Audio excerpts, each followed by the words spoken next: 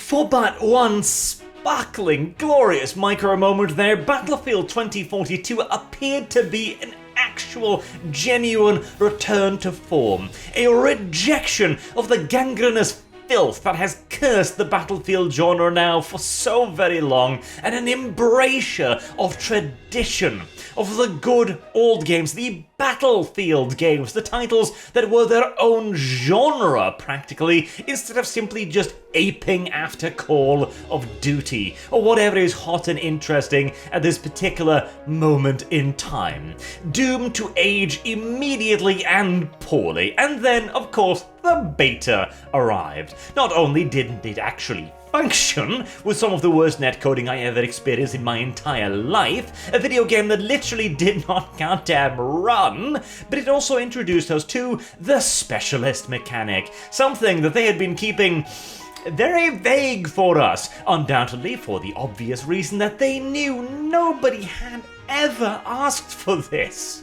Nobody had requested it, and everyone near universally rejects it outright with complete vehemence, and yet DICE just does not care.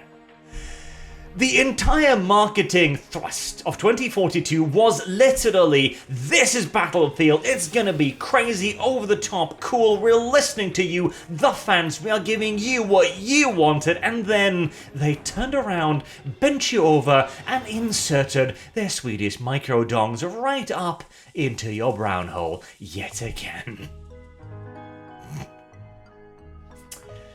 Sometimes you really must wonder whether the purpose of our entire existence is merely just to suffer.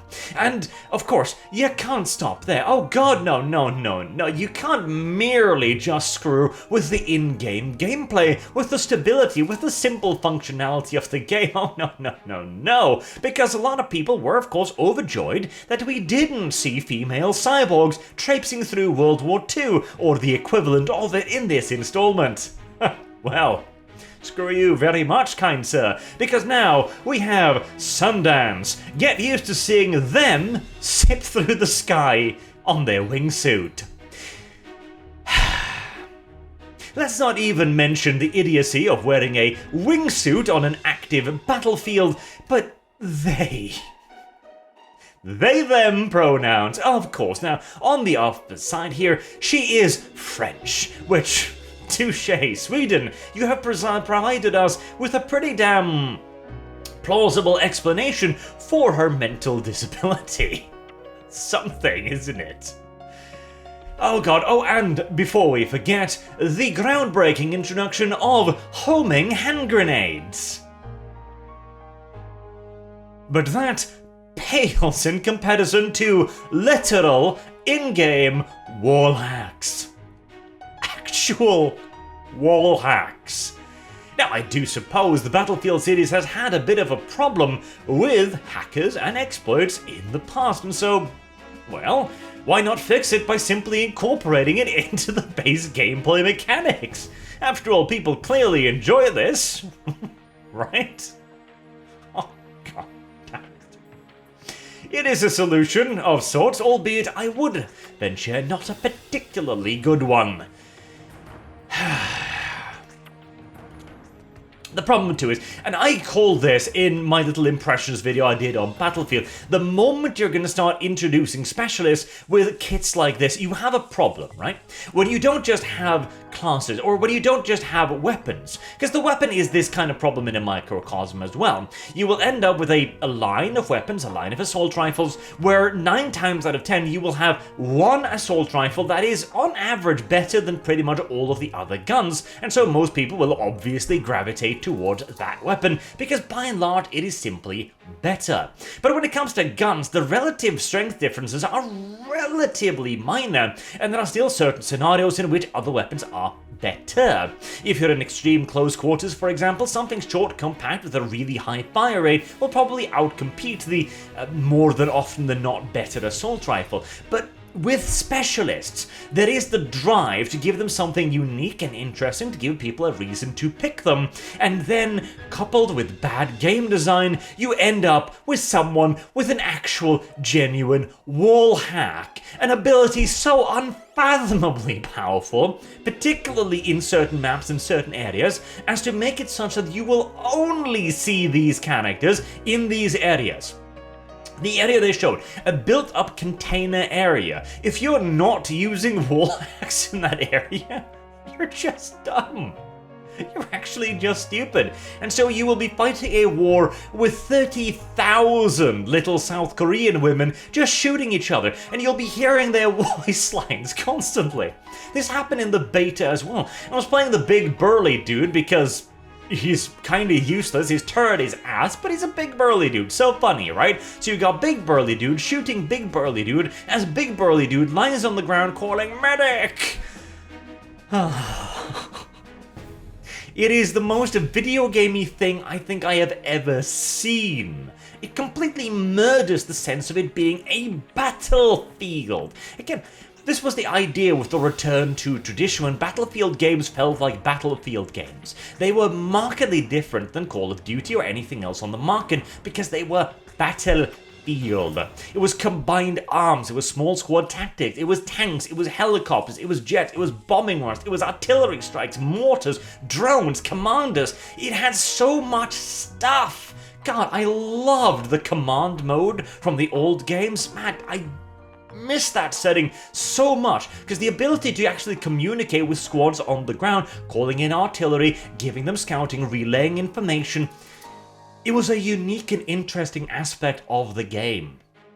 Now, of course, we have seen this stripped away more and more and more and more and goddamn more, culminating in the World War II battlefield, which was little more than COD, really. Where in the Second World War, vehicles had never felt more pathetic, because literally everyone was carrying some kind of anti-tank device. And now we have, of course, the hero shooters. That's the new thing now. That's what we're gonna try and cram into the Battlefield formula this time.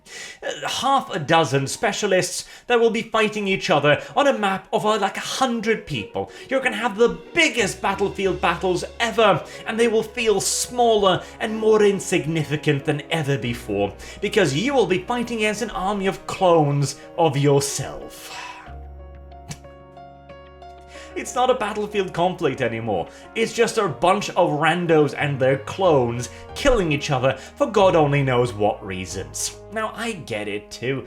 You can't have a Battlefield shooter like in the good old days. You can't introduce China as the enemy because your game will be banned in China if you do that. And despite all of the anti-video game measures that China is taking again and again and again, video game companies still desperately try to appease the Chinese market. And here's the thing, if you were just trying to get the Chinese market, the Chinese customers, the Chinese consumers, what you would do is absolutely play up the nationalism. They would love it, although again, they-them specialists will not go over very well in China. In fact, having such a specialist will guarantee you that you will not be allowed into the Chinese market because they have specific rules against this. Now, you'll still be able to sell it on the grey list, Steam, which is available in China, the international version, at least for another year or two, maybe. But you will never get an actual license to operate this game properly within the Chinese market whilst having gender non-binary characters.